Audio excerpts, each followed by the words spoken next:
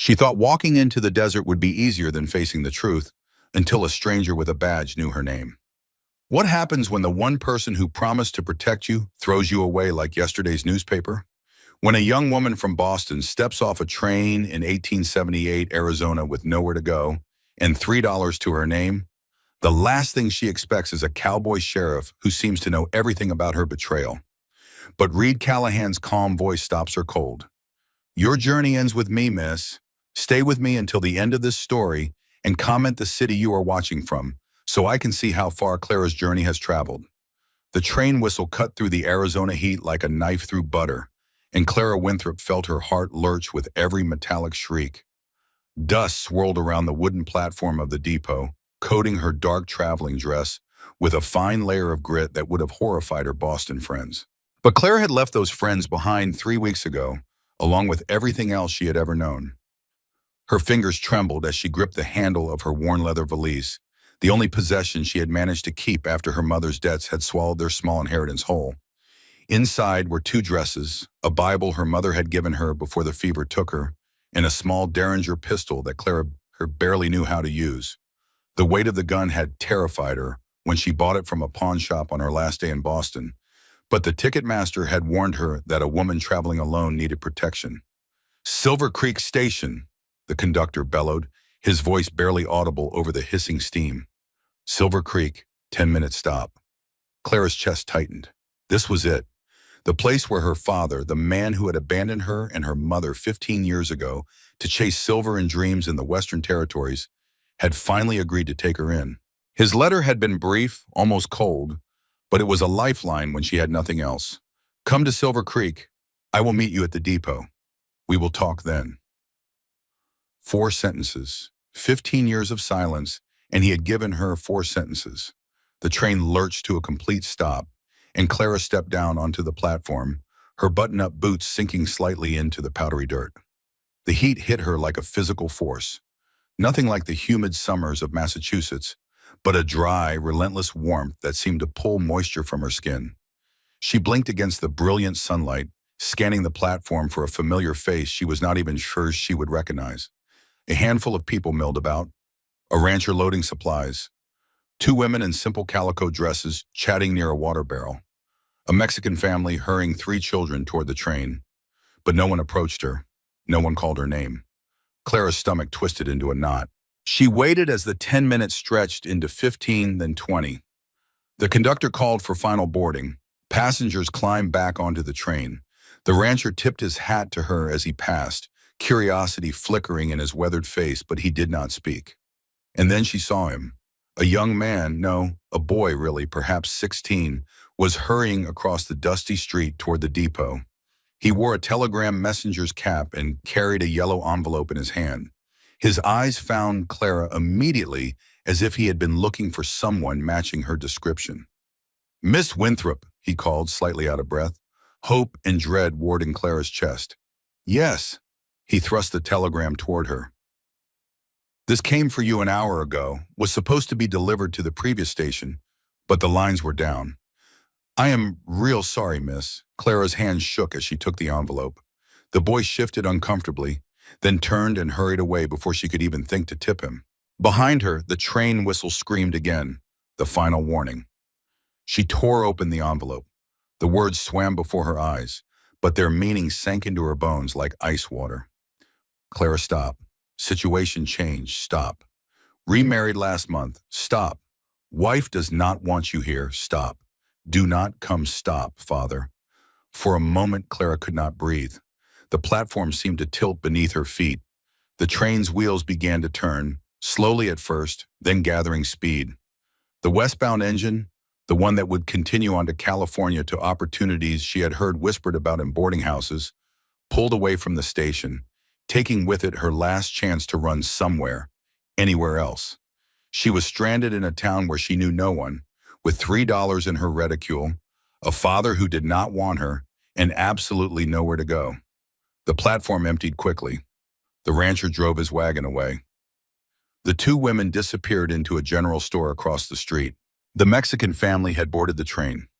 Clara stood alone in the settling dust, the telegram still clutched in her hand, trying to understand how her life had come to this. Wife does not want you here. Not even I do not want you here.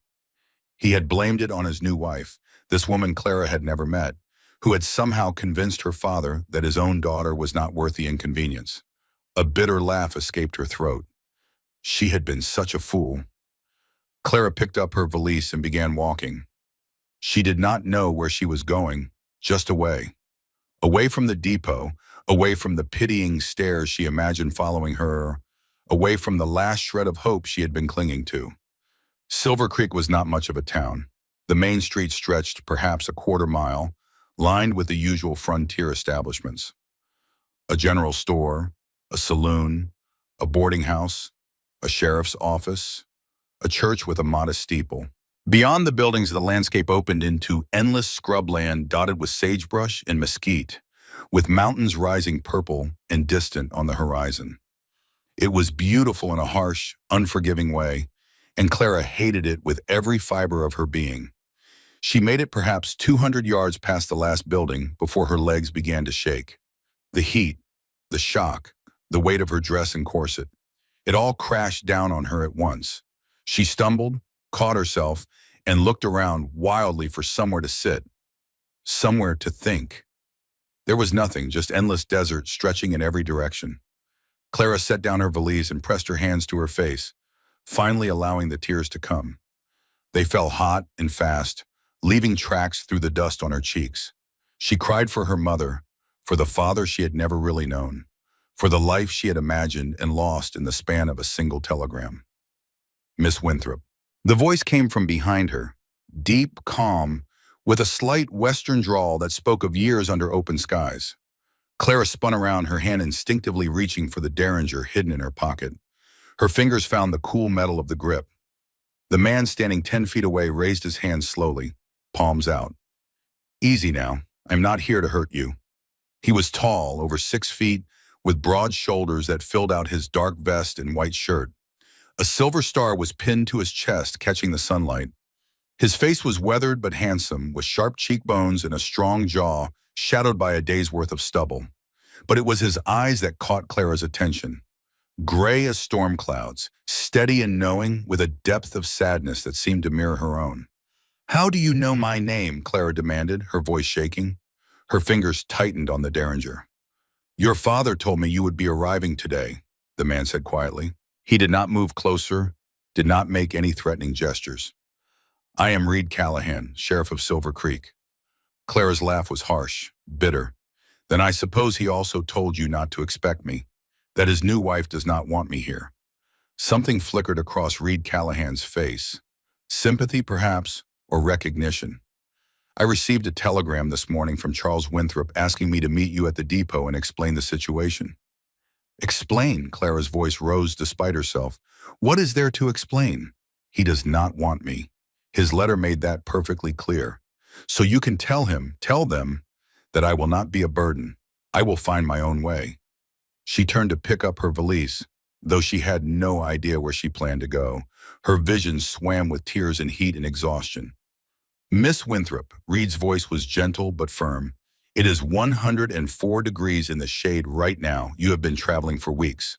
You are exhausted, and if I am not mistaken, you do not have the funds to go anywhere else." Clara froze. "How dare you? Your father mentioned your circumstances," Reed continued, and now there was something harder in his tone. "He also mentioned that he was sending you here under false pretenses, that he had promised to take you in, then changed his mind without having the courage to tell you himself." Clara turned back to face him, anger replacing despair. "And you think that gives you the right to what? Pity me? Offer me charity?" "I think," Reed said slowly, "that you deserve better than to collapse from heat exhaustion in the desert because your father is a coward." The blunt words hit Clara like a slap. For a moment, she could only stare at him. Reed lowered his hands, though he still did not approach. "There is a boarding house in town. Mrs. Hartley runs it. She is a good woman, fair and honest. She needs help with the cooking and cleaning, and she will give you room and board in exchange for work. It is not glamorous, but it is honest. I do not need your help," Clara said. But the words sounded hollow, even to her own ears. "Maybe not," Reed agreed, But you do need a place to sleep tonight and some food in your belly, in time to figure out what comes next. Will you accept that much at least? Clara wanted to refuse, wanted to throw his offer back in his face and walk away with her pride intact. But pride would not buy her a meal. Pride would not give her shelter when the sun went down and the desert cold set in. And something in Reed Callahan's steady gaze told her that he understood exactly what she was feeling. The humiliation, the fear, the desperate need to maintain some shred of dignity in the face of utter ruin. One night, she heard herself say, "I will stay one night, and then I will find my own way." Reed nodded, and Clara could have sworn she saw relief in his eyes. "That is all I am asking."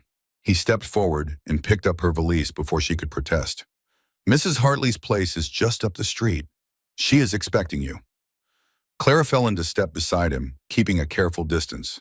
Her hand remained in her pocket, fingers still touching the derringer.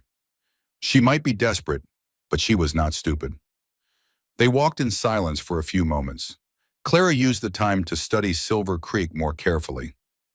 Up close, it was rougher than it had appeared from the depot. The buildings weathered by sun and wind, the streets deeply rutted from wagon wheels and horse hooves.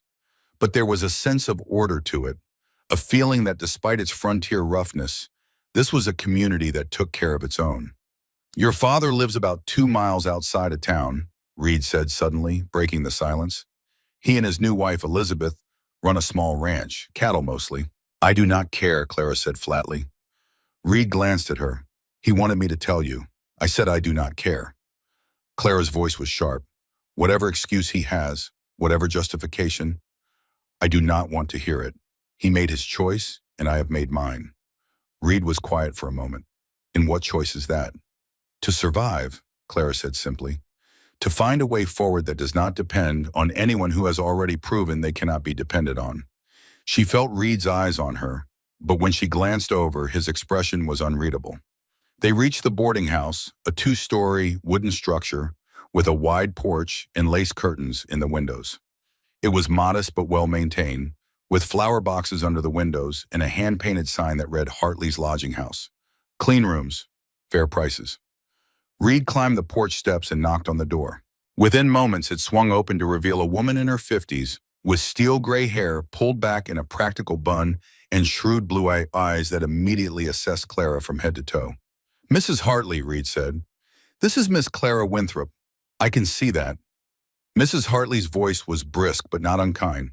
"Come in, girl, before you faint on my porch. You look like you have been through the ringer." Clara bristled at being called a girl.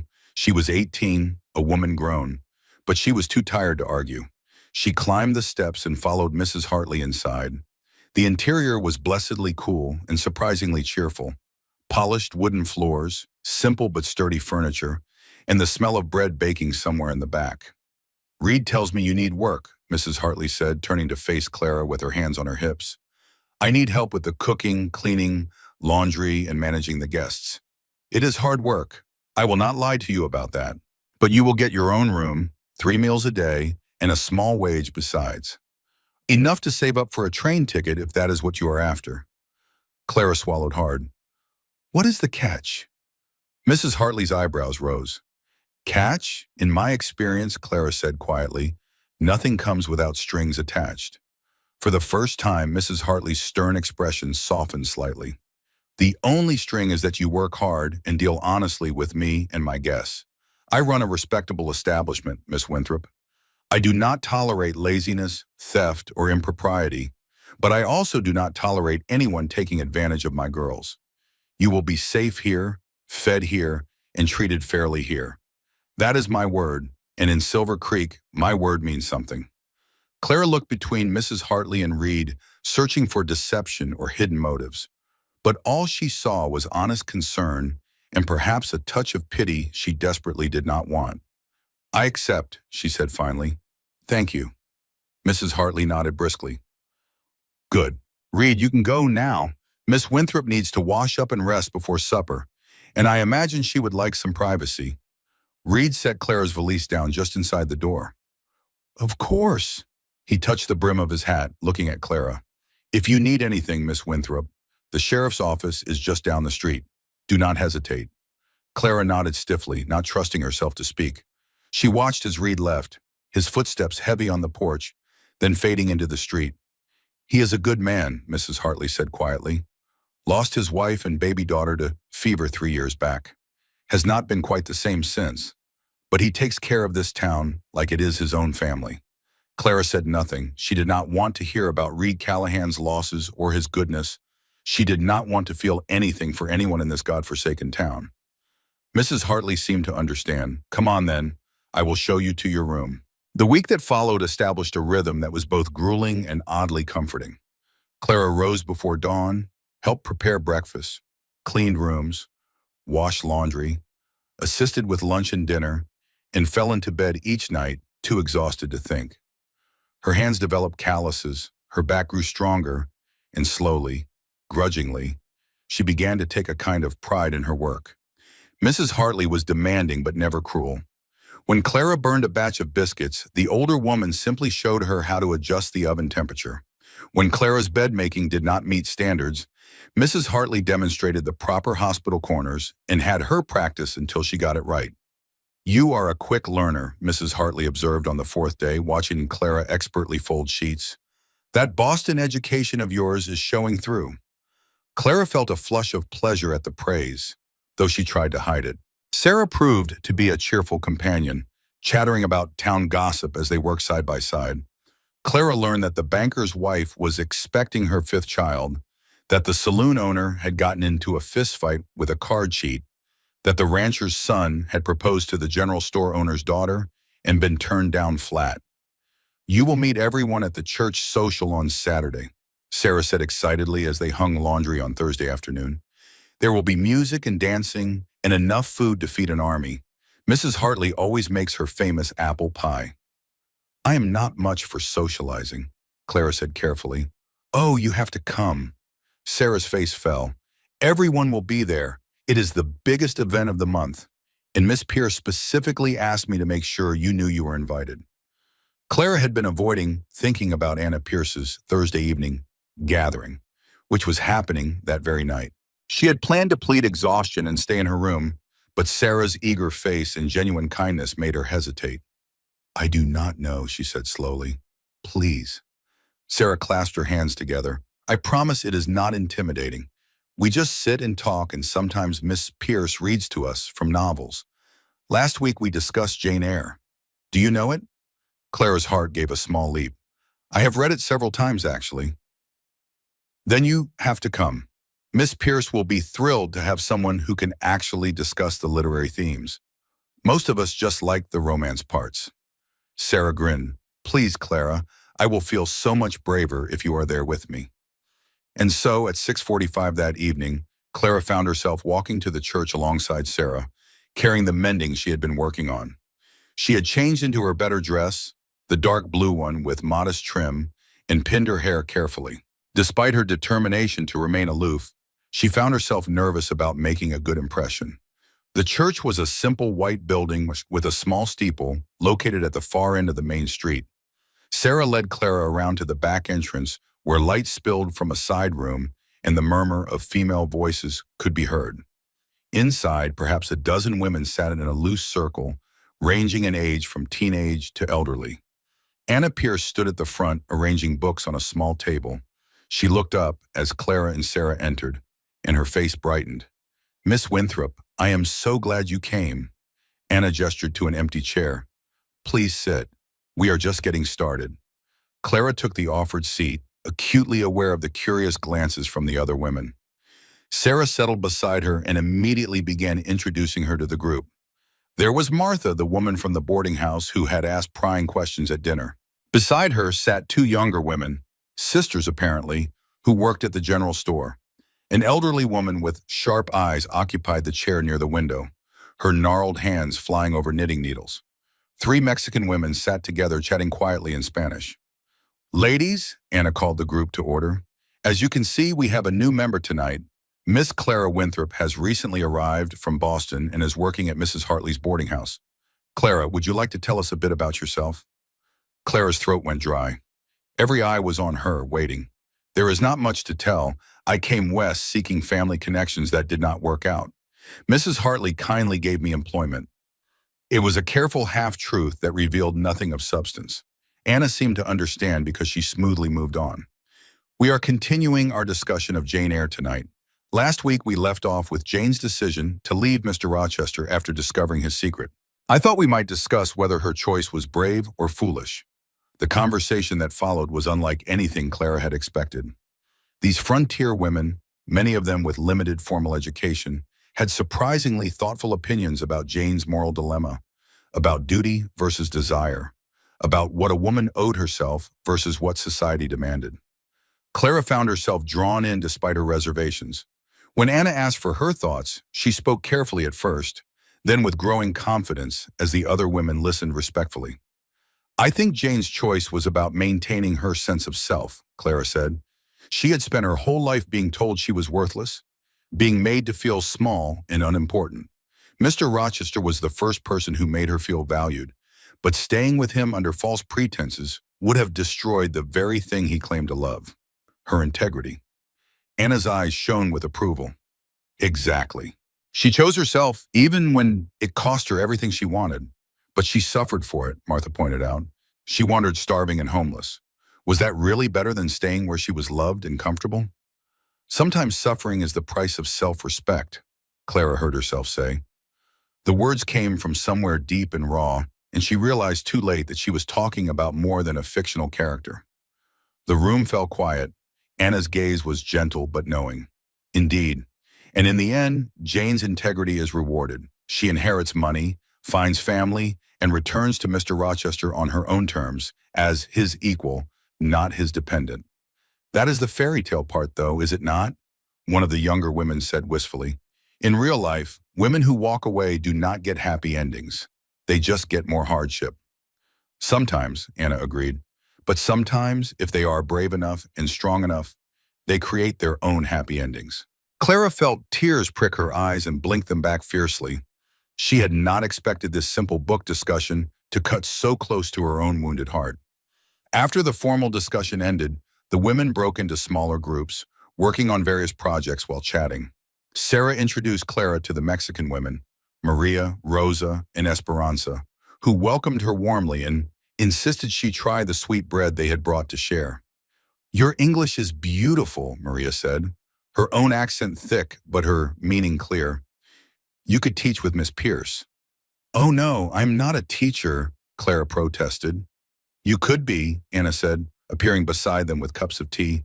"I am desperately in need of help at the school." The children ranged from 5 to 14, and I cannot possibly give them all the individual attention they need. If you have any interest in teaching, even just a few hours a week, I would be grateful. Clara accepted the tea, considering. "I do not have any formal training." "Neither did I when I started," Anna said with a smile. "But you are educated, articulate, and clearly intelligent.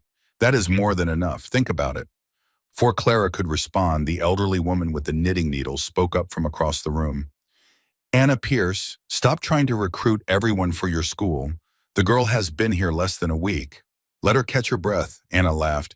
"You are right, Mrs. Chen. I apologize, Clara. I tend to get overeager about education." "Mrs. Chen," Clara repeated, startled by the name. The old woman's eyes twinkled. "My late husband was Chinese. I know, odd to find a Chinese-Irish woman in Arizona territory, but love does not much care about what is convenient."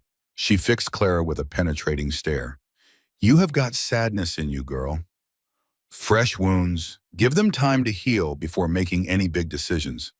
Clara found she could not look away from Mrs. Chen's knowing gaze. "How did you—" "I have been around long enough to recognize heartbreak," Mrs. Chen said simply, "and long enough to know it passes if you let it." The evening concluded with Anna reading aloud from a new novel she had ordered, Around the World in 80 Days by Jules Verne. Her voice was expressive and engaging, and Clara found herself transported to London and exotic locales, forgetting for a blessed hour about her own troubles.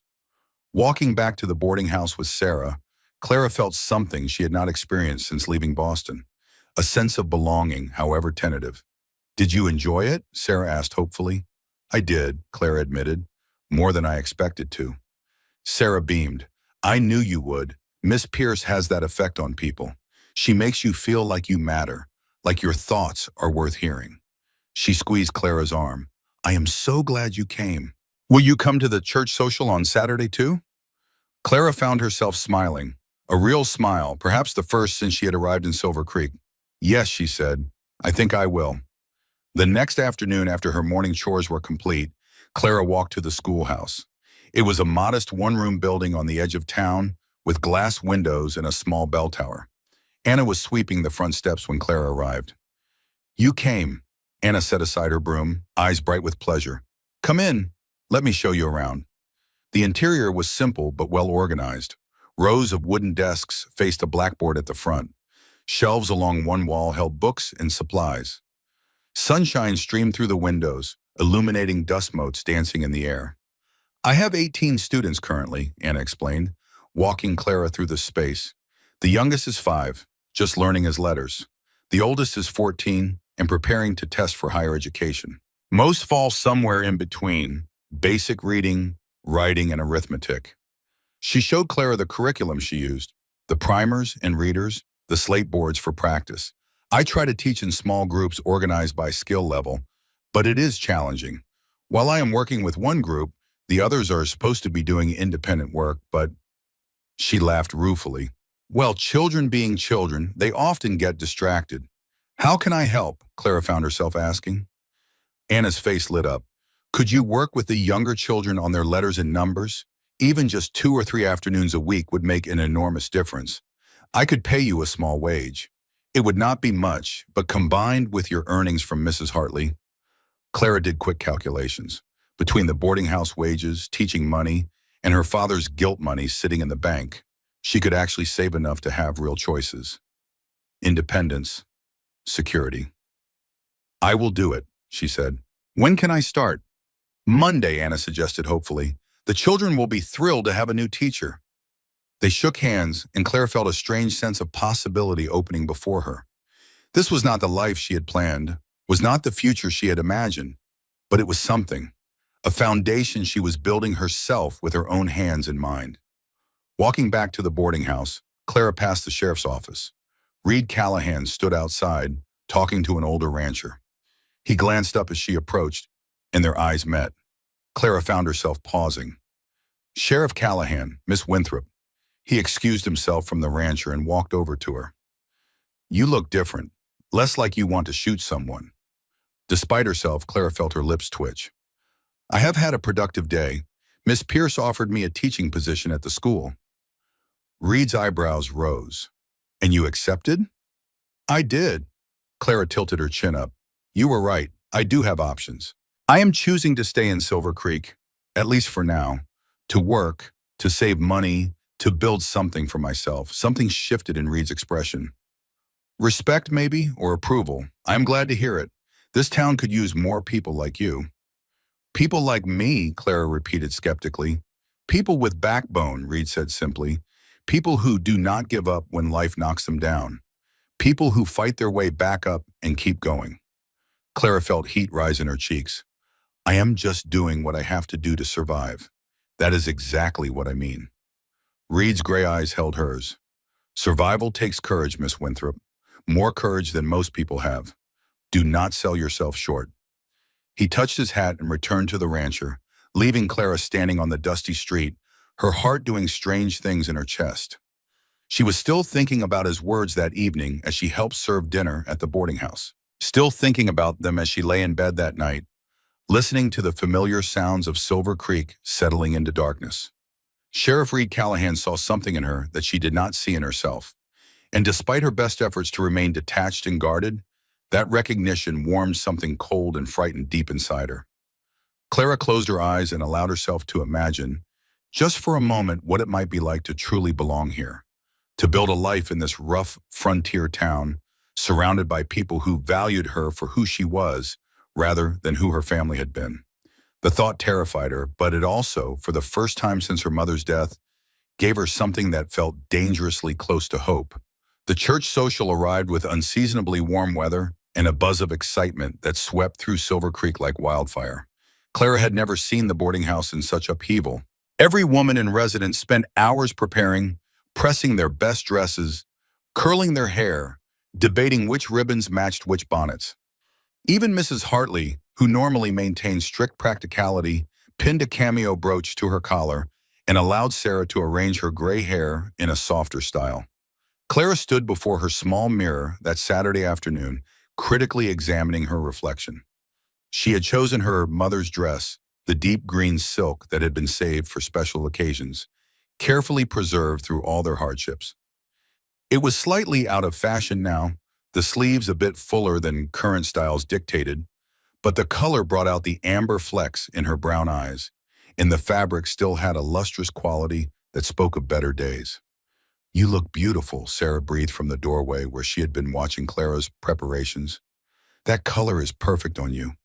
"It was my mother's," Clara said softly, smoothing the skirt.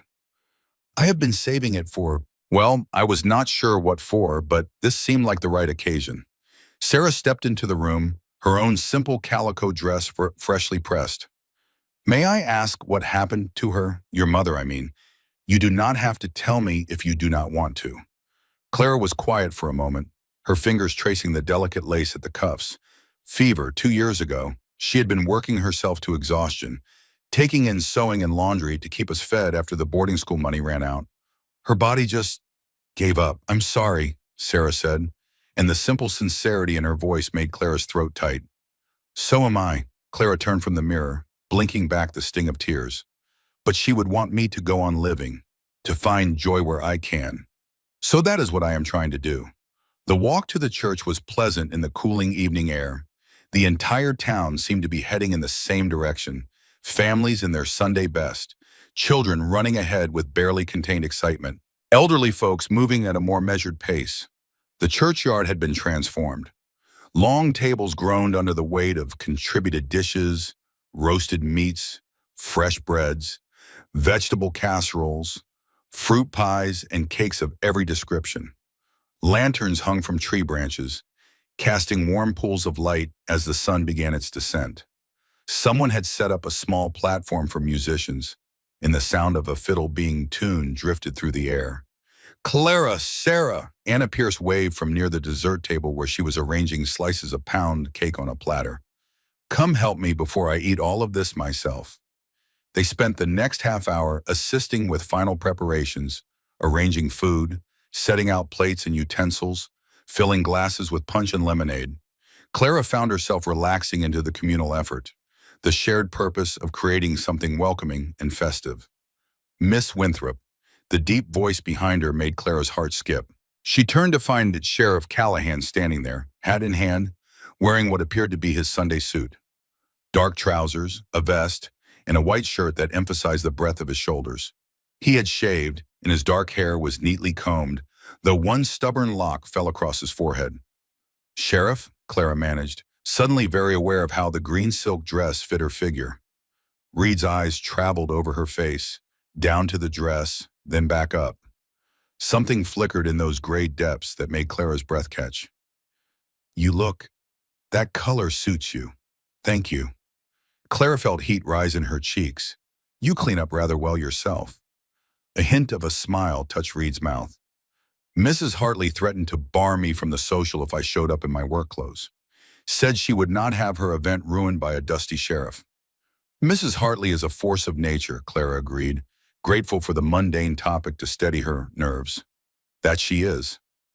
Reed glanced around at the gathering crowd. "Would you save me a dance later? Assuming you dance, that is." Clara's stomach fluttered. "I have not danced in years. I am probably terrible." "Then we will be terrible together." Reed's smile widened slightly. The first waltz after dinner. Before Clara could respond, a commotion near the food tables drew their attention. A tall, weathered man in expensive ranch clothes was speaking loudly to Mrs. Hartley, his voice carrying across the yard. "I am just saying Elizabeth and I would like to contribute. We brought 3 pies and a whole smoked ham. Surely that earns us a welcome." Clara's entire body went cold. That voice, deeper than she remembered, roughened by years in whiskey, but unmistakable. Her father had come to the social. Reed's hand touched her elbow, steadying. "Clara, don't." The word came out sharper than she intended. "Please don't." Mrs. Hartley's voice rose, firm and unyielding. "Charles Winthrop, I told you this was not appropriate. Your daughter is a guest here, and she has made her feelings clear. She is my daughter, Charles protested. I have a right. You have no rights where she is concerned. Anna Pierce appeared beside Mrs. Hartley, her usually gentle face set in hard lines. You gave those up when you abandoned her at the depot. Clara watched frozen as her father's face reddened. A woman stood beside him, young, probably not yet 30, with blonde hair and a pinched, nervous expression. Elizabeth, presumably. The woman who had decided Clara was not worth the inconvenience. I made a mistake, Charles said, his voice lower now but still audible. I am trying to make it right. Surely she can understand that. Surely she can forgive. That is not your decision to make. Reed's voice cut through the tension like a blade.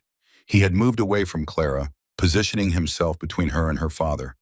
Miss Winthrop has made her wishes known. You need to respect them and leave.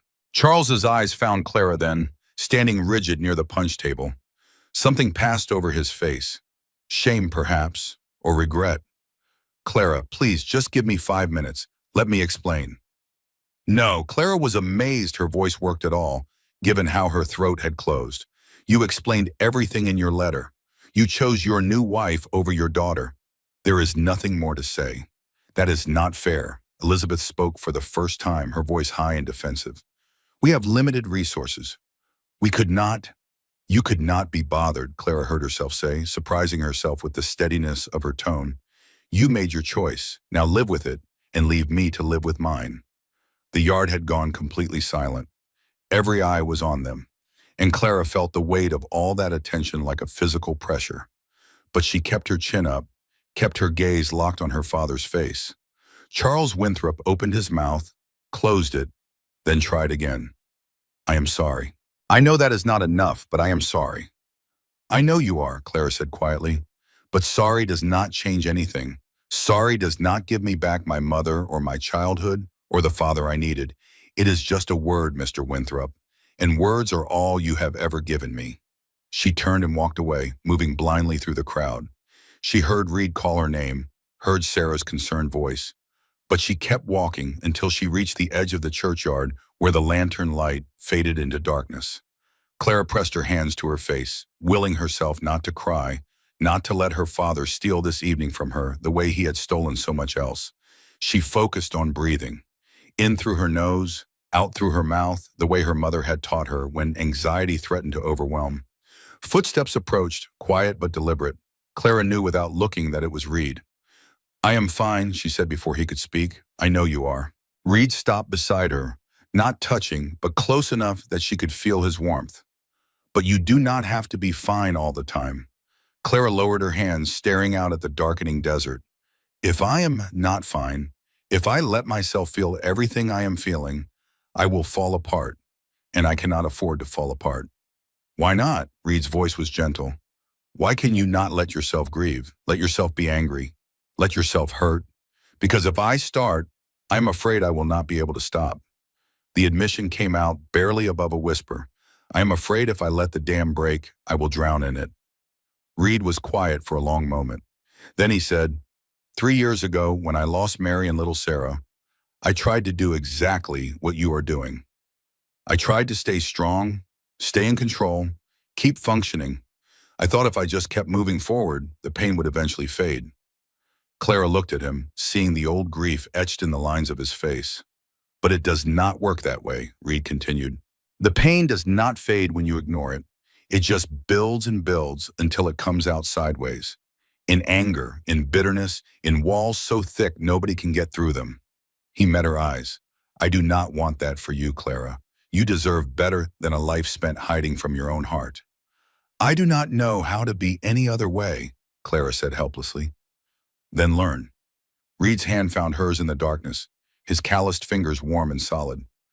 Let people in. Let yourself feel. It will hurt like hell, but on the other side of that hurt is something worth having. What? Clara asked. What is worth all this pain? Connection, community, maybe even love, if you are brave enough. Reed squeezed her hand gently. You are not alone anymore, Clara. You do not have to carry everything by yourself. Clara wanted to pull away, to retreat into the safe isolation she had built around herself. But Reed's hand in hers felt like an anchor, solid and real. And some part of her, the part that was so tired of being strong alone, wanted desperately to believe him. Before she could respond, Anna appeared at the edge of the light.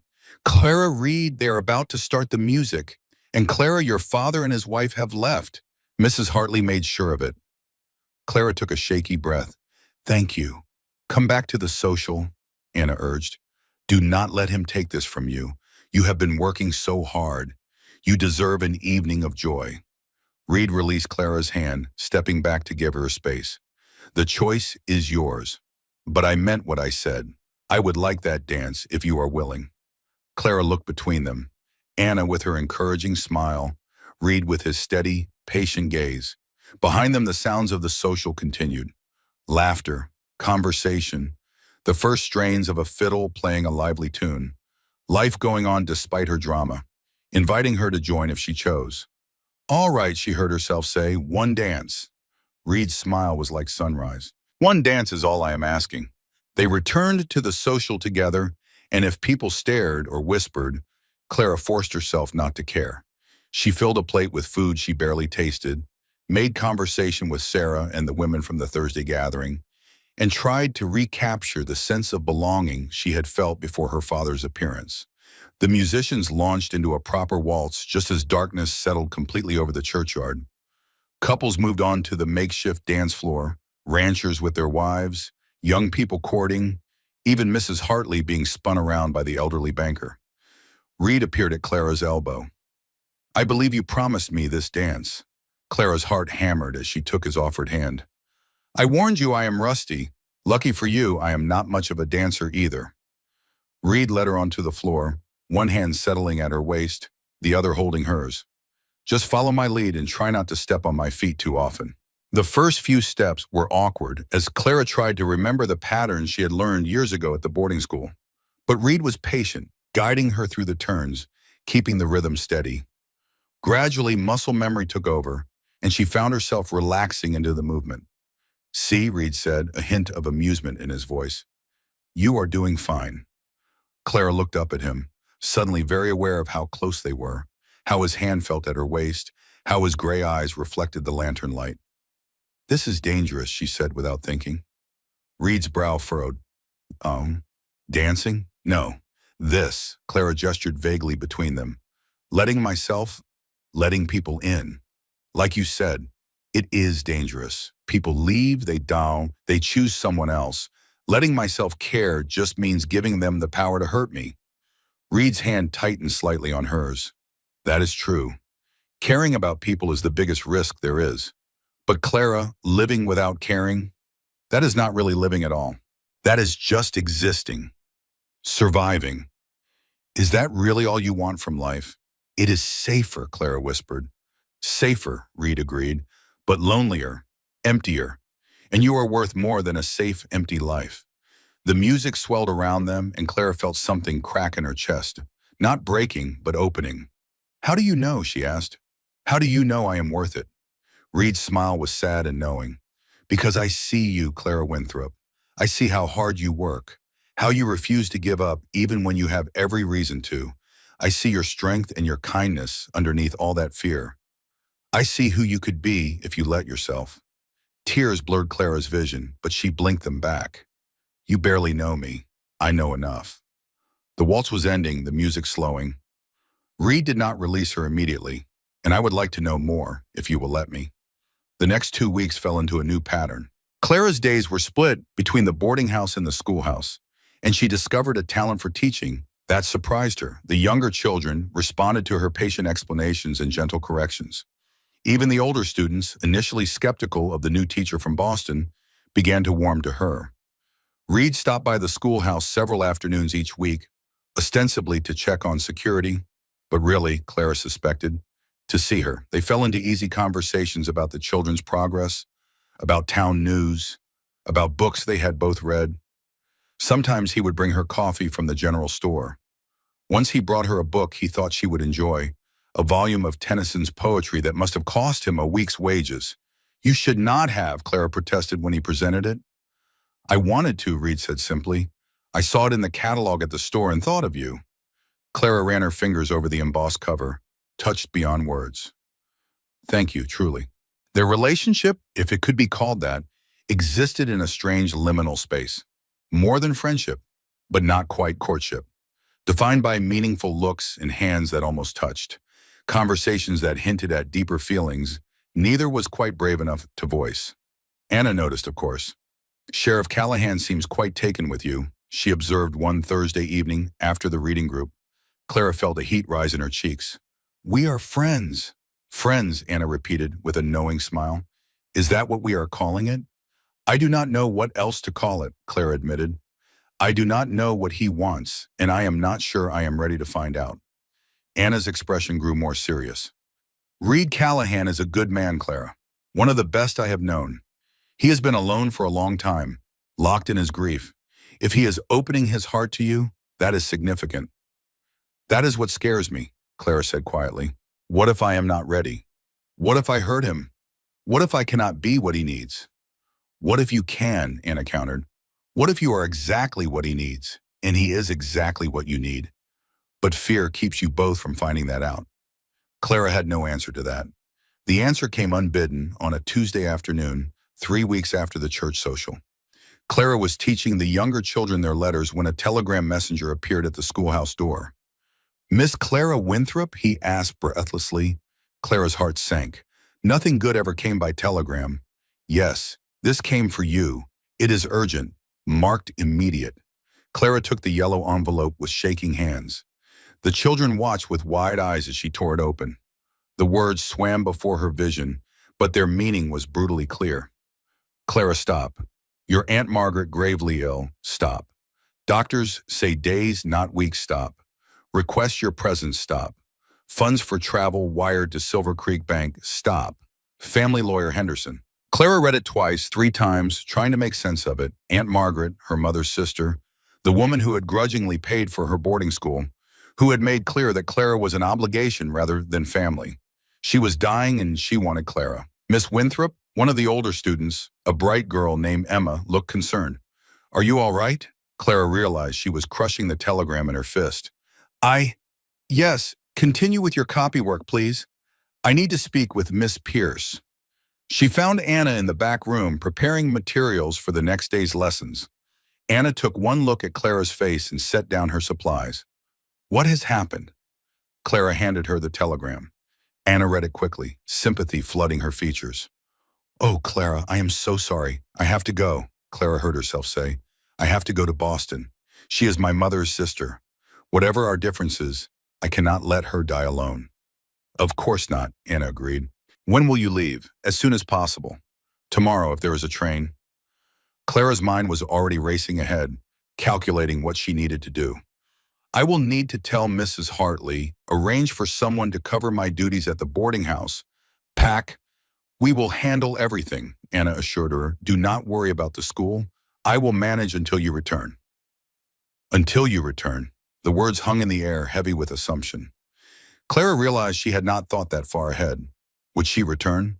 Boston was her past, the place she had fled, but it was also where her mother was buried, where her few remaining family connections existed. And Silver Creek was, what, a temporary refuge, a place she had stumbled into by accident? Or was it becoming something more? I do not know if I am coming back, Clara said quietly. Anna's eyes widened. Clara, I do not know, Clara repeated more firmly this time. My aunt might need ongoing care. There might be estate matters to settle. I do not know. You should tell Reed, Anna said. He deserves to know you are leaving. Clara's chest tightened. Reed, how did she tell him she was leaving when she was not sure herself if it was temporary or permanent? How did she explain that the thought of saying goodbye to him hurt almost as much as the thought of her aunt's impending death? She found him at his office an hour later, after dismissing the school children early and explaining the situation to a tearful Sarah. Reed was at his desk working through paperwork, but he stood immediately when Clara entered. Clara, I was just thinking about you. There is a new shipment of books at the general store, and I thought, he stopped, reading her expression. What is wrong? Clara handed him the telegram without speaking. Reed read it, his jaw tightening. When do you leave? Tomorrow morning. There is a train at 8. Tomorrow. Reed set the telegram on his desk carefully, as if it might explode. That is soon. I know. Clara twisted her hands together. I have to go, Reed. She is family. She is all the family I have left. I understand. Reed's voice was carefully neutral, but his eyes betrayed him. Of course you have to go. The silence stretched between them, thick with everything they were not saying. Reed, Clara. They spoke simultaneously, then both stopped. Reed gestured for her to continue. I do not know how long I will be paying, Clara said, the words tumbling out in a rush. My aunt might need care for weeks or months. There might be legal matters to handle. And Boston it is where my mother is buried, where my past is. I do not know what I might need to do. Are you coming back? Reed asked bluntly. Clara looked at him, really looked at him, at the strong lines of his face, the gray eyes that saw too much, the way he stood perfectly still as if bracing for a blow. I do not know, she whispered. I honestly do not know. Something flickered across Reed's face. Pain. Quickly shuddered. I see. Do you? Clara stepped closer, desperate to make him understand. Reed, I have been here less than 2 months. 2 months ago, I had nothing. No home, no prospects, no future. And then Silver Creek happened. You happened. Anna and Mrs. Hartley in the school, and all of it happened. But I do not know if it is real. I do not know if I am building something lasting or just hiding from my past. And you think going back to Boston will help you figure that out? Reed's voice was gentle but pointed. Maybe. Clara's eyes burned with unshed tears. Or maybe it will make me realize that this, Silver Creek, the life I am building here, is exactly what I have been looking for all along. But I need to know, Reed. I need to face my past so I can choose my future. Can you understand that? Reed was quiet for a long moment. Then he crossed the distance between them and took her hands in his. I understand more than you know. When Mary died, I tried to run from the pain, tried to bury myself in work and duty and anything that would keep me from feeling. It did not work. The past caught up with me anyway, and I had to face it whether I wanted to or not. He squeezed her hands gently. So yes, I understand, and I will not ask you to stay, will not ask you to choose before you are ready. But Clara, his voice roughened with emotion, I need you to know something before you go. Clara's heart hammered. What? I love you. The words fell between them like stones into still water, creating ripples that spread outward. I know it is too soon. I know you are not ready to hear it. But you are leaving tomorrow, and I cannot let you go without saying it. I love you, Clara Winthrop. Your strength, your courage, your wounded heart that keeps fighting to heal. All of it, all of you. Clara could not breathe, could not speak, could not do anything but stare at Reed as his confession washed over her. You do not have to say anything, Reed continued, his voice steady despite the vulnerability in his eyes. You do not have to feel the same way. But when you are in Boston, facing your past and making your choices, I want you to know that you have someone here who loves you, who will be waiting for you if you choose to come back, who will understand if you do not. Tears spilled down Clara's cheeks. Reed, he released one of her hands to cup her face, his thumb brushing away her tears. Go to Boston, take care of your aunt, face whatever you need to face, and when you are ready, when you know what you want, you will know where to find me. Clara rose on her toes and kissed him. A brief, trembling press of lips that conveyed everything she could not put into words. Hope and fear and gratitude, and something that might be love, if she was brave enough to name it. When she pulled back, Reed's eyes were bright. Was that goodbye? He asked quietly.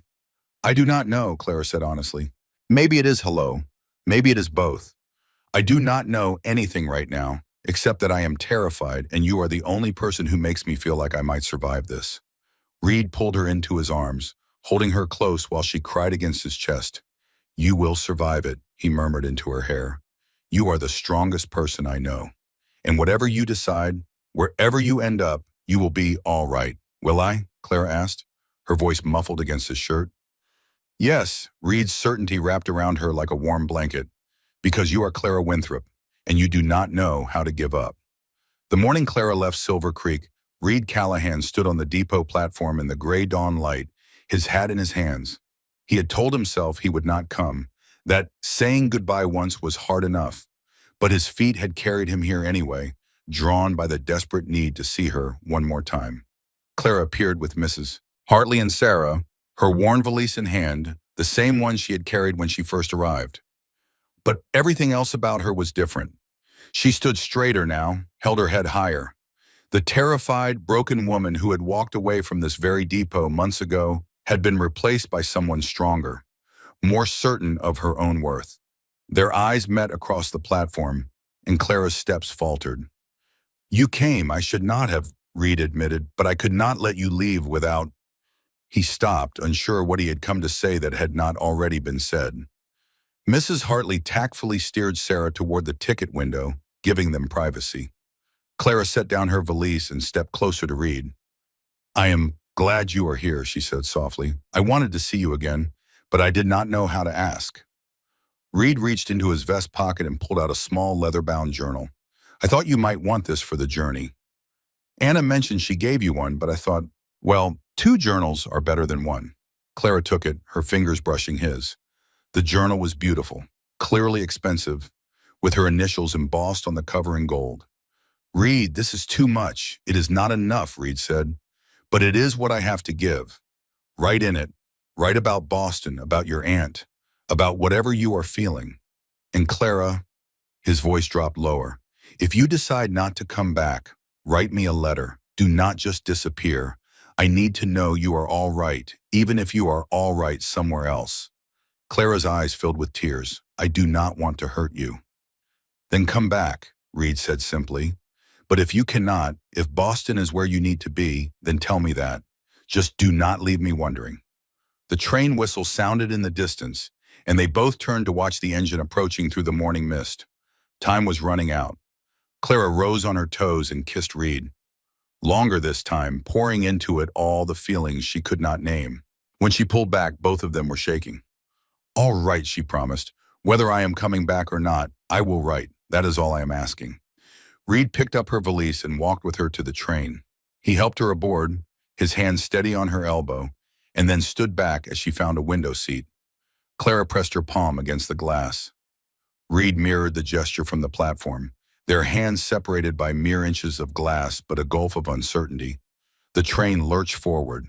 Clara kept her eyes on Reed as the depot slid away, watching him grow smaller and smaller until he was just a dark figure in the distance, then nothing at all. Only then did she allow herself to crumb. The journey east was nothing like the desperate westward flight that had brought Clara to Arizona. This time she traveled with purpose and funds, sleeping in actual berths instead of sitting up all night, eating in dining cars instead of subsisting on hard rolls and cheese. The landscape rolled by in reverse, desert giving way to plains, plains to forests, forests to the familiar eastern countryside. Clara wrote in both journals, Reed's and Anna's.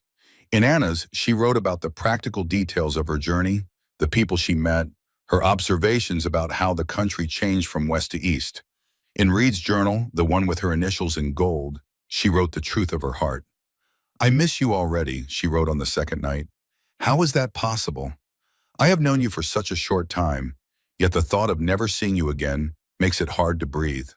The woman I was when I left Boston would have laughed at this, at the idea that a frontier sheriff could matter so much. But I am not that woman anymore. You changed me, Reed. Silver Creek changed me. I just do not know if the change is permanent or if I will revert to who I was once I am back in familiar territory." Boston appeared on the 6th day, rising from the landscape like a memory made solid. The brick buildings, the cobblestone streets, the crush of people. It was all achingly familiar and yet somehow foreign. Clara realized with a start that she had become accustomed to wide open spaces and clear skies. The close quarters and gray fog of Boston felt oppressive. A hired carriage took her to her aunt's townhouse in Beacon Hill, an elegant 3-story structure that spoke of old money and older traditions. The housekeeper who answered the door, Mrs. Walsh, who had been with Aunt Margaret for 30 years, looked genuinely pleased to see Clara. "Miss Winthrop, thank goodness you have come. Your aunt will be so relieved." Clara was led upstairs to a bedroom that had been converted into a sick room. Heavy curtains blocked most of the light, and the air smelled of medicine and something else, something that reminded Clara too much of her mother's final days. Aunt Margaret lay in the massive four-poster bed, looking impossibly small and frail. She had always been a formidable woman, tall and stern, with steel gray hair and piercing blue eyes that could reduce grown men to stammering boys. Now those eyes were faded and dim, her once sturdy frame reduced to skin and bones. "Clara," her voice was a whisper. "You came." Clara crossed to the bed and took her aunt's withered hand. "Of course I came. You are family." Aunt Margaret's laugh turned into a cough. "Family? That is rich. I treated you terribly after your mother died. Sent you off to school and washed my hands of you. Why would you come for me?" "Because my mother would want me to," Clara said simply. "And because, despite everything, you did provide for me when you did not have to. That counts for something." Tears leaked from the corners of Aunt Margaret's eyes. "Your mother was the good one, the kind one. I was always harder, more practical. She used to say I had a heart of stone." "Hearts of stone do not cry," Clara pointed out gently. Over the next 2 weeks, Clara settled into a routine of caring for her dying aunt. The doctor came daily, adjusting medications and shaking his head gravely. Mrs. Walsh handled the household with practiced efficiency, giving Clara space to simply be present. And slowly, painfully, Aunt Margaret began to talk. Really talk about the past. "I resented your mother for marrying your father," she confessed one afternoon. "We came from a good family, had prospects. She could have married well, secured her future. Instead, she fell in love with a charming dreamer who left her with nothing but broken promises and a child to raise alone. She never regretted it," Clara said. "Even at the end, even when we had nothing, she said loving him had been worth it." Aunt Margaret turned her head on the pillow to look at Clara. "Do you understand that now? Is there someone in Arizona who has made you understand why your mother chose love over security?" Clara thought of Reed standing on the platform watching her leave. "Maybe, I do not know yet." "Then you are smarter than your mother was," Aunt Margaret said, "or perhaps more cautious. There is wisdom in both." As the days passed, Clara found herself writing to Reed every evening, long letters that she sealed and posted before she could second-guess herself. She told him about her aunt's condition, about the conversations they were having, about how strange it felt to be back in Boston. She told him about walking to the cemetery where her mother was buried, about standing at the grave and finally, truly saying goodbye. Reed's responses came regularly, forwarded from Silver Creek. His letters were shorter than hers, but no less meaningful. He wrote about the daily happenings in town, how Sarah was managing well at the boarding house, how Anna sent her regards, how the school children asked about Miss Winthrop every day. He wrote about a particularly difficult cattle rustling case he had solved, about the new preacher who had arrived and was causing quite a stir with his passionate sermons. But he never pressured her to return, never asked when she was coming back. He simply wrote as if they were two people sharing their lives across distance. And Clara loved him for that restraint, even as it made her heart ache. 3 weeks after Clara's arrival, Aunt Margaret rallied enough to ask for her lawyer. Mr. Henderson arrived with his leather satchel full of documents, and Clara was asked to sit in on the meeting. "I am changing my will," Aunt Margaret announced without preamble. "Everything, the house, the investments, the trust funds, goes to Clara." Clara's eyes widened. "Aunt Margaret, I cannot." "You can, and you will." Her aunt interrupted with a flash of her old imperious nature. "There is no one else. Your cousins have their own money, their own families. You are my sister's daughter, and this is how I make amends for failing both of you." Mr. Henderson cleared his throat. "Miss Winthrop, your aunt's estate is quite substantial. The house alone is worth approximately $15,000. The investments and trust funds total another $30,000. You would be a wealthy woman." The numbers were staggering. $45,000. More money than Clara had ever imagined having. Enough to live comfortably for the rest of her life, to travel, to do anything she wanted. Enough to never have to depend on anyone again. "I do not know what to say," Clara managed. "Say you will use it wisely," Aunt Margaret said. "Say you will build a life that makes you happy, not one that makes you safe. Your mother chose love and died poor but content. I chose security, and I am dying wealthy but alone. Find the balance, Clara. That is all I ask, Mr. Henderson drew up the new documents, and Aunt Margaret signed with a shaking hand. When it was done, she lay back against her pillows, exhausted but peaceful. There is something else, she said to Clara. In my jewelry box, top drawer of the bureau, the emerald ring. It was your grandmother's. Should have gone to your mother. I want you to have it. Clara retrieved the ring, a stunning emerald surrounded by small diamonds set in gold. It was the kind of ring that spoke of heritage and history, of family bonds that transcended petty resentments. It is beautiful, Clara breathed. It is yours, Aunt Margaret said. Wear it or sell it or give it away. Just promise me something. Clara, anything. Promise me you will not let fear make your choices. I did that. I chose safety over love, duty over desire, and now I am dying with regrets instead of memories. Do not be like me. Be brave. Be like your mother, just with better judgment about men.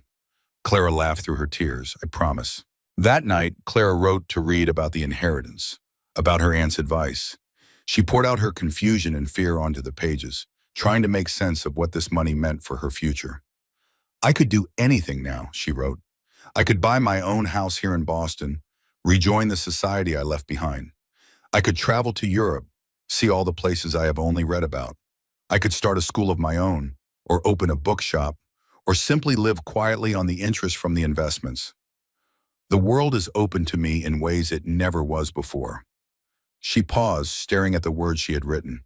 But all I can think about is a small Arizona town with dusty streets and honest people, about a boarding house where I learned the value of hard work, about a one-room schoolhouse where children called me Miss Winthrop with respect, about a sheriff with gray eyes who sees me, really sees me, in ways no one else ever has. Clara set down her pen and walked to the window, looking out at the gas-lit streets of Boston. This city had been her home, her prison, her past. It held her mother's grave and her family's history. It offered her security and status, and all the trappings of civilized society. But it did not hold her heart. The realization settled over her like morning light, clear and undeniable. Her heart was in Silver Creek, with Reed Callahan. Her future, if she was brave enough to claim it, waited in the Arizona territory, not in the drawing rooms of Boston. Aunt Margaret died peacefully in her sleep 4 days later. Clara was sitting beside her bed, reading aloud from Pride and Prejudice, when she noticed the change in her aunt's breathing. By the time Mrs. Walsh arrived with the doctor, it was over. The funeral was a grand affair, attended by Boston's elite. Clara stood in her black mourning dress, accepting condolences from people who had never given her a second thought when she was poor. She recognized the hollowness in their sympathy, the calculation in their eyes as they assessed the newly wealthy Miss Winthrop. These people were not her community. They never had been. The estate settlement took another 3 weeks. Mr. Henderson proved to be both efficient and kind, walking Clara through every detail of her inheritance. The house was put up for sale, the investments transferred to her name. Clara kept only a few pieces of furniture with sentimental value and her grandmother's jewelry, including the emerald ring. What will you do now? Mr. Henderson asked at their final meeting. Will you stay in Boston? Clara looked at the ring on her finger, remembering her aunt's words about being brave. No, I'm going back to Arizona. The lawyer's eyebrows rose. Arizona? My dear, with your fortune, you could live anywhere. Surely you would be more comfortable here. Or perhaps New York, or... I am going back to Arizona, Clara repeated firmly. That is where I belong. She spent her last week in Boston tying up loose ends and saying goodbye. She visited her mother's grave one final time, placing flowers on the headstone and whispering a promise to live the kind of life that would make her proud. She donated most of her aunt's books to the public library and arranged for several pieces of furniture to be shipped west. And every evening she wrote to Reed, though she did not tell him about her decision. That news needed to be delivered in person. On her final night in Boston, Clara sat in the empty townhouse, now sold to a young lawyer and his family, and wrote her last journal entry. Tomorrow I go home. Not to the Boston of my childhood, not to the life I thought I wanted, but to Silver Creek, to the life I have chosen. I have money now, independence, security. I do not need Reed Callahan to take care of me. I do not need anyone. But I want him. I want the life we could build together. I want to teach in Anna's school and have coffee with Mrs. Hartley and watch sunsets over the Arizona desert. I want all of it, not because I have no other options, but because I have seen what else is available. And I choose this. I choose love. I choose home. I choose Reed. The train journey west felt endless. Clara changed trains in Chicago, then Kansas City, counting down the miles until she reached Silver Creek. She had sent one telegram to Mrs. Hartley announcing her return, but she had asked the older woman not to tell anyone else. She wanted to surprise Reed, wanted to see his face when she arrived. The landscape changed from green to brown to red as she traveled, and Clara felt her heart lift with every mile. This was right. This was home. The train pulled into Silver Creek's depot on a Wednesday afternoon in late October. Clara stepped onto the familiar platform, breathing in the dry desert air and feeling something settle deep in her chest. Peace, certainty, joy. Mrs. Hartley was waiting, beaming with pleasure. "Welcome home, dear girl. Look at you, so elegant in your traveling suit. I barely recognize you." Clara laughed and embraced the older woman. "It is good to be back. I have missed this place more than I can say. We have missed you too. The whole town has." Mrs. Hartley picked up Clara's new valise, expensive now, a far cry from the battered one she had carried before. "Reed has been like a bear with a sore paw since you left. Snapping at everyone, working himself to exhaustion. That boy is in love with you, Clara. I hope you have come back to do something about it." Clara's pulse quickened. "Where is he?" "Out on patrol. Will not be back until tomorrow morning." Mrs. Hartley saw Clara's disappointment and patted her arm. "Come back to the boarding house. Get settled. He will be all the more delighted to see you when he returns." But Clara shook her head. A plan was forming. "Actually, Mrs. Hartley, I need your help with something." That evening, while Reed was still out on patrol, Clara put her plan into motion. With Mrs. Hartley and Anna's assistance, she arranged for a message to be delivered to Reed's office first thing in the morning, asking him to come to the schoolhouse at noon on urgent business. Then Clara went to the school and transformed it. She brought flowers from the general store, wildflowers and desert blooms that thrived in Arizona soil. She set up a table with a white cloth and the good china Mrs. Hartley loaned her. She prepared a simple lunch of the food she had learned Reed favored during their months of friendship. Roast chicken, fresh bread, apple pie, and she waited. The morning crawled by. Clara changed her dress 3 times, settled on the blue silk, then changed again to a simple yellow cotton that seemed less presumptuous. She arranged and rearranged the flowers. She practiced what she wanted to say, then abandoned her planned speech as too formal.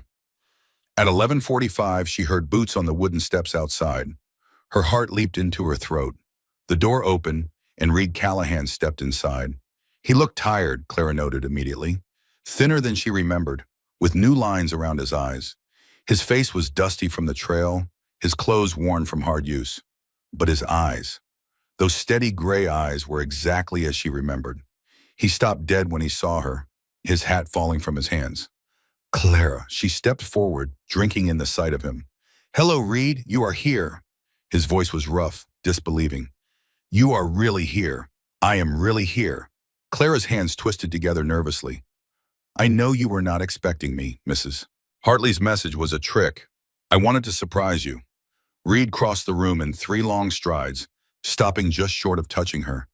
His eyes searched her face desperately. "How long? How long are you staying?"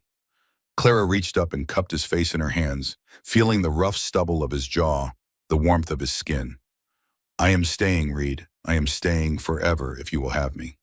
His eyes closed, and when they opened again, they were bright with unshed tears. "Clara, let me finish," she interrupted. "I need to say this. I went to Boston to face my past, and I did. My aunt died and left me her entire estate. I am wealthy now, Reed, independently wealthy. I do not need anyone to take care of me. I do not need rescue or charity or even a home, because I can provide all of that for myself." Reed's face had gone very still, and Clara saw something that might have been resignation in his eyes. "But here is what I do need," she continued. her voice strengthening. I need you. I need your steady presence and your quiet strength. I need your patience and your kindness and the way you see the best in me even when I cannot see it myself. I need your love, Reed Callahan. Not because I am dependent on it, but because it makes me better, braver, more fully myself. She took a shaking breath. You told me you loved me before I left, and I did not say it back because I was too scared. But I am not scared anymore. I love you. I love you with everything I am, and I have come back to Silver Creek, to you, to build the life we both deserve. If you still want me, if I have not waited too long. The silence that followed seemed to last forever. Then Reed pulled her into his arms, crushing her against his chest, his face buried in her hair. If I still want you, his voice broke. Clara, I have thought of nothing but you for 3 months, waited for every letter like a drowning man waiting for air. I told myself I would let you go if that was what you needed. But God, I was hoping you would come back. Clara pulled back enough to look up at him. I came back, and I am not leaving again. This is home now. You are home. Reed kissed her then, a kiss nothing like the brief, uncertain ones they had shared before. This was a claiming, a promise, a declaration. Clara melted into it, wrapping her arms around his neck and kissing him back with all the love and certainty she had been storing up for months. When they finally broke apart, both breathing hard, Reed rested his forehead against hers. Marry me. Clara laughed, joy bubbling up irresistibly. That is not a question. Marry me, Reed tried again, smiling. Please, as soon as possible, because I have loved you since you walked away from the depot with $3 and a Derringer, and I do not want to wait another day to make you my wife. Yes, Clara said, the word coming easily, perfectly. Yes, I will marry you tomorrow, next week, whenever you want. Just yes. They kissed again, softer this time, sealing the promise. Outside, Silver Creek went about its business, unaware that in the little schoolhouse, 2 wounded hearts were finally finding their way home to each other. They were married 2 weeks later in the small white church where Clara had attended her first social gathering. The delay was only because Clara insisted on doing things properly. She wanted a real wedding, not a hasty ceremony that people would gossip about. She wanted to stand up before this community that had adopted her and make her vows with intention and joy. The church was packed, every pew filled, with people standing along the walls and crowding in the doorway. Clara processed down the aisle on Mrs. Hartley's arm. The older woman had tearfully accepted Clara's request to stand in as family. Her eyes found Reed immediately. He stood at the altar with the new preacher, wearing his best suit, his dark hair neatly combed. But it was his expression that made Clara's breath catch. Such open, unguarded love that she felt tears prick her eyes. This man, this good, steady, honorable man was choosing her, and she was choosing him. The ceremony was simple and beautiful. They recited traditional vows, their voices steady and sure. When Reed slipped his mother's wedding ring onto Clara's finger, a plain gold band worn smooth by years of wear, she felt the weight of it like a promise kept. When the preacher pronounced them husband and wife, Reed's kiss was gentle and reverent, a beginning rather than an ending. Even Clara's father approached during the reception, Elizabeth hovering nervously at his side. He looked older than Clara remembered, gray threading through his hair, his face lined with care and regret. Clara, he said, his voice rough, thank you for letting me come. It means more than you know. Clara studied him for a long moment. She could hold on to her anger, nurse her resentment, make him pay for his failures. Or she could choose differently. Choose the kind of grace her mother would have shown. I am glad you are here, she said finally, and was surprised to find she meant it. This is my husband, Sheriff Reed Callahan. Reed, this is my father, Charles Winthrop, and his wife, Elizabeth. The introduction was stiff and formal, but it was a start. Reed shook Charles's hand with careful courtesy, and Elizabeth managed a tremulous smile. Reed studied her face later that evening. You are really all right with him being part of our lives? I am, Clara said honestly. I will never forget what he did, how he hurt me. But I have learned that holding on to anger hurts me more than it hurts him. And the children we will have someday deserve to know their grandfather, flaws and all. You are a better person than I am, Reed said quietly. No, Clara disagreed. I am just a person who has learned that love is stronger than resentment, That forgiveness, real forgiveness, sets you free. She smiled at him. You taught me that, you and this whole town. You showed me what it means to truly belong somewhere. Years later, when Clara was an old woman with silver hair and grandchildren of her own, people would ask her about her life story. They had heard the legend.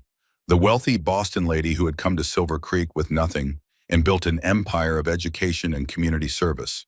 The woman who had turned a small frontier school into the largest educational institution in the territory.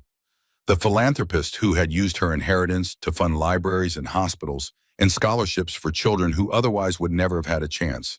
But when Clara told the story, she always started the same way. I was walking away from the depot, she would say, her voice still clear despite her age. Broken and alone, with nowhere to go and no one to turn to. Until a cowboy sheriff stopped me and said words that changed everything. Your journey ends with me, miss. She would pause then, her eyes distant with memory. But he was wrong, you see. My journey did not end that day. It began again. It began with trust and grew through friendship and blossomed into love. It began when I stopped running from pain and started walking toward hope. It began when I learned that home is not a place you are born to. It is a place you choose and a community that chooses you back. And Clara would look out at her children and grandchildren, at the thriving town that had grown up around her, at the life she had built from the ashes of her losses, and she would smile. My journey ended with Sheriff Reed Callahan, she would say, and it began again with us, with love, with family, with the courage to believe I deserved a second chance. And that, my dears, made all the difference. On her last evening, many, many years after that first day at the depot, Clara sat on the porch of the house she and Reed had built together. He had passed 5 years earlier, peacefully in his sleep, and she had missed him every single day since. But she was unafraid of death. She had lived a full, rich life. She had loved and been loved. She had made a difference in the world, one student at a time, one act of kindness at a time. As the sun set over the Arizona Valley, painting the sky in shades of gold and crimson, Clara closed her eyes and whispered the words that had sustained her through half a century of joy and sorrow. My journey ended with you, Reed Callahan, and it began again with us. Thank you for teaching me how to live. Thank you for loving me. Thank you for showing me that home is wherever love resides. The stars came out, the same stars that had witnessed her arrival in Silver Creek all those decades ago. And Clara Winthrop Callahan smiled, content in the knowledge that she had lived well, loved deeply, and left the world better than she had found it. Her journey had ended where it was always meant to, in love, in community, in the arms of a life well lived, and that was more than enough.